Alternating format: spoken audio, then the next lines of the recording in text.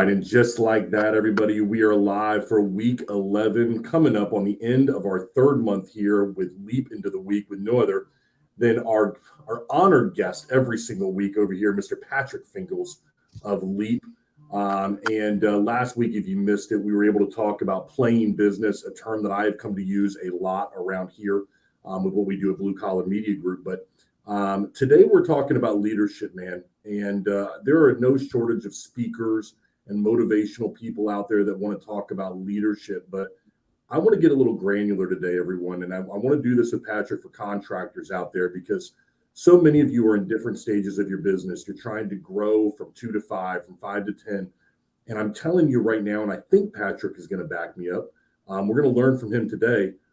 The style of leadership, the individual that you are today is not going to be the same leader that you are 2 years, 5 years, 10 years down the road. That individual may need to change. And today I want to talk about those stages that you may need to go through as a leader as your business grows, evolves, as it ebbs and flows. And that's what we're talking about today with CEO over there at Leap, Patrick Fingles. And that's my first question for you, brother. I've got it written down right here. As you've grown multiple companies, where was it most difficult to grow from? Was there a revenue number? Was there a number of people? Was there something else that you said, okay, this stage right here, no matter what, it tricked me up and I feel like people get caught in right here in this funnel. This is the kink in the hose where they can avoid this if they're a great leader. Yeah. So for me, this is probably different for every organization, but for me, it was around 100 employees.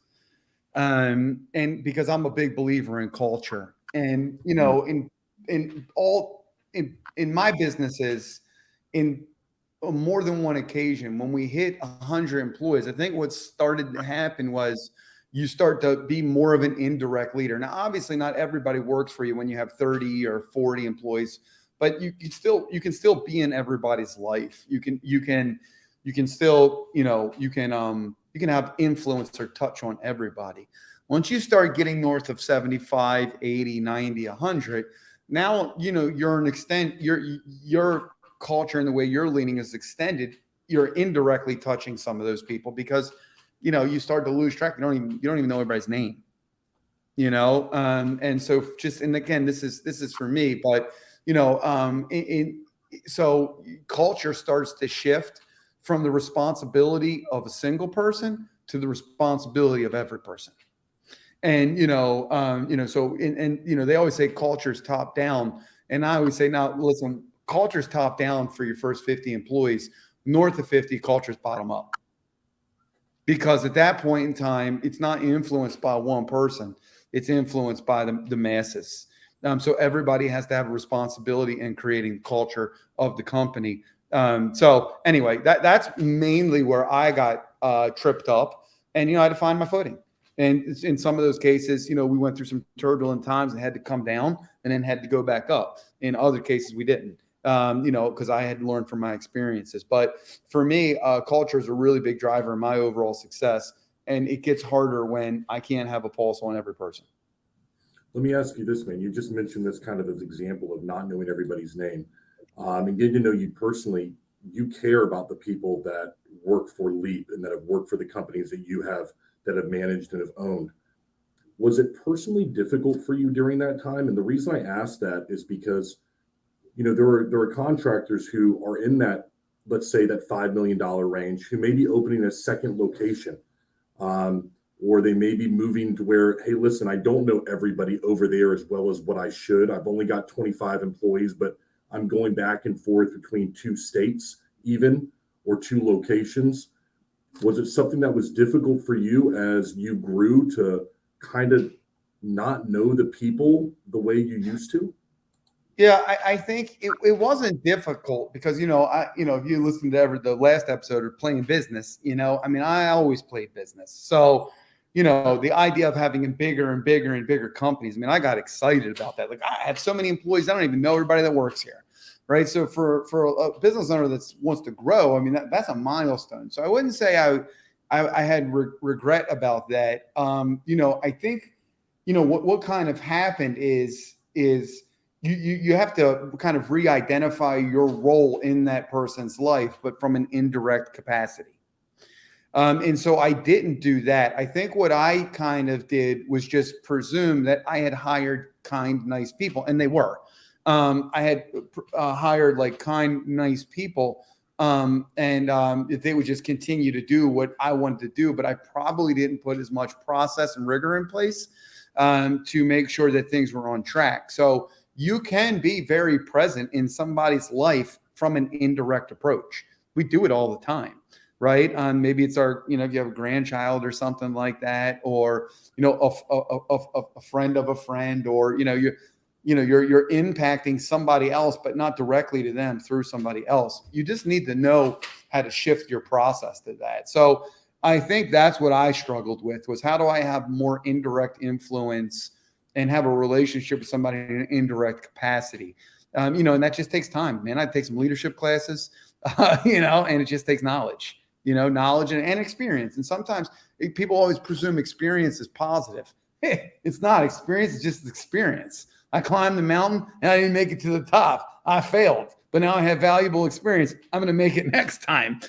So experience is the act of doing something or attempting something, not of necessarily doing it well. So I took my experiences, both good and bad, I went out to the network and I learned those lessons. And I think that's applicable to anybody. Like somebody else would be like, no, man, like I'm a $10 million business right now, only have 25 employees, but my big milestone or my big thing was this. Okay, what experiences did you take away? And what knowledge did you gain? Knowledge is gained. So, how did you get that? And what resources did you use to gain that knowledge? Now, when you're getting this experience, though, inevitably, Patrick, there's going to come failure with that experience. And when you're going through these different stages of your company, I'm interested to know this from you. Were you ever nervous, man? Like, was there a level of anxiety, or did you always have this kind of confidence about you that, hey, I'm playing business, we're going to succeed, I know it's going to come out on top? Or was there times where you're like, I don't know, man? Like, and if you did, how do you make those decisions in spite of that feeling? Yeah. So here's the beautiful, Larry. So this is one of the things I went through, 3 years of leadership training for this little nugget. But, in my earlier career, everything was anecdotal. You didn't have anything to look back on. You operate on intuition, right? Like I went to a company, I sold windows. I was really good at it. I got a big head. I started my own company and I just played business and that like worked for me. And everything came from a place of confidence. Everything. I thought the number one quality of a leader was confidence. I thought that's what people wanted. I thought about military. I thought about NFL coaches. And so then I started understanding the difference between quality of a leader. So the most important value that a leader can have is relatedness. So everybody loves a confident leader, but not if they're not related to them. If somebody that you don't have any emotional connection with is telling you confidently that you can do something that you don't think you can, you just think they don't care about you. So confidence is a quality of a leader, but it's not what makes leaders. And so then I learned, well, what actually makes leaders? And this will be amazing. You can take a guess. You want to take a stab at it? Like, what is the number one quality of a leader? Not an action. Confidence is an action of a leader. But if you, in order to be the leader, you have to have the qualities of a leader. What's the number one quality of a leader? I'm going to go with something that's a weird word, but hopefully it's okay. I'm going to throw it out there. Okay. Yep. Again, I think I'm making this word up. Okay. A surety. Like they are sure of themselves, the decision. I know what I'm doing. I'm sure of it. People get in line and they follow someone who is sure of what they want to do, Patrick.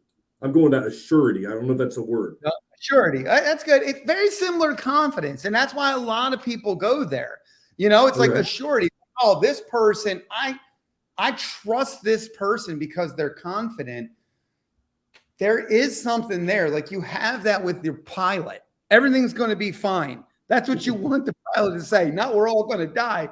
But that's different. You don't look at the pilot as a leader. You look at him as an authority in a position where you can't be. You don't challenge authority, right? In a plane's going down. You don't jump into the cockpit and take the stick, right? You ask the pilot if everything's going to be all right, and you want assurance. So in that situation, it works. But that's the different than spending 40 hours a week with somebody, betting your life and your success on that person. In order to do that person, you got to look at them as a leader. And then when you look at them and they are a leader and you follow them and you trust them, then that assurity is great because you've created trust. Number one quality of a leader, people are going to kill me for this. They're going to be like, oh, what a chicken, is vulnerability. It's vulnerability. And the reason that vulnerability is the number one way to put yourself in the leader seat, is because it's the most honest emotion. So the number one quality of a leader is trust. The number one way to gain trust is through vulnerability, because what's more real than that? So vulnerability with your team creates trust, and that allows the opportunity for assurity and confidence to just blossom because they trust you. So when you're confident and you're telling them we're all going to make it and we can do this, they trust you. But that trust isn't birthed from the confidence. The belief in the confidence is a result of the trust that was birthed from vulnerability. 100%. So you acknowledge the mistakes you made. It's through honesty. People like an honest person, man. Who are the best leaders in the world? Just whatever. Gandhi, Nelson Mandela, Martin Luther King. Mm-hmm. They had confidence, but they were vulnerable, very human, man. Very, very human. And that's why people follow. That's why, they moved mountains, man. I know it's you just said all these people, but I think of a great leader, Coach Krzyzewski, the Duke coach, Coach K. Mm-hmm. I think, and now I'm thinking to myself, like, okay, that guy would strike me as being vulnerable. He would strike me as being trustworthy and somebody 100%. That I could. 100%. You watch Ted Lasso fans on the podcast here? Yeah, Ted Lasso is totally vulnerable. Never made a qualm about what he could do or couldn't do. Right? Like he just did total acknowledgement. And then so people love that, man, because it's just trustworthy, man. Somebody standing up and saying, man, I'm not sure I know how to do this, but I want to do a great job for you guys, especially because I'm supposed to lead you. And, I'm trying to launch this new initiative. I feel like it's good for all of us, but I feel like some of you guys think maybe it's not. And, I'm just, I don't know that it's 100% going to work, but I would like to try it. I think it'll work. Yeah. That little bit of vulnerability in there makes the message. There's leaders out there that just don't realize it. They're like, don't worry about it. It's going to work. No, worry about it. I'm worried about it. Yeah, I think that nails it, man. Man, it does nail it, because I'm sitting here thinking, and I got Hoffney right here next to me. He's been with me for a while, and like there have been times where I've just sat there and said, "Hey guys, I don't know if this is gonna work. We've never been here before, but we got to do something. And this is the best choice that I think we all can make. And hey, you guys good? Yeah, I'm good. We're all in it. All right, let's roll." And man, that speaks volumes to me. I when you said vulnerability, I kind of sat there and went, well, didn't see that one coming. But as I think about it more, man, there's some real truth that I hope our viewers and listeners take away from that, because that's powerful. That vulnerability leads to trust. And that trust is what allows you to have that authority that people can get behind.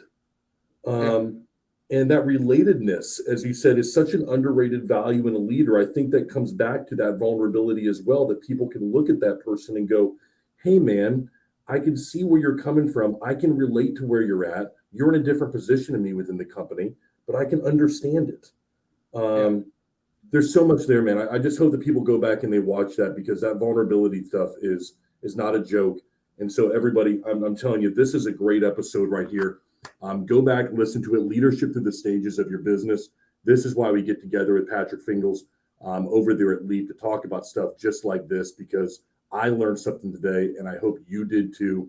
It's why we do Leap into the Week every single week, and we'll be back next week for week 12 with Patrick Fingles, and got some upbeat stuff going on next week, as I know the future is bright, and we're going to be talking about exactly why it is, in the face of all that negativity we oftentimes get out there with the news and social media. The future is bright. We're going to be talking about it next week on Leap into the Week, everybody.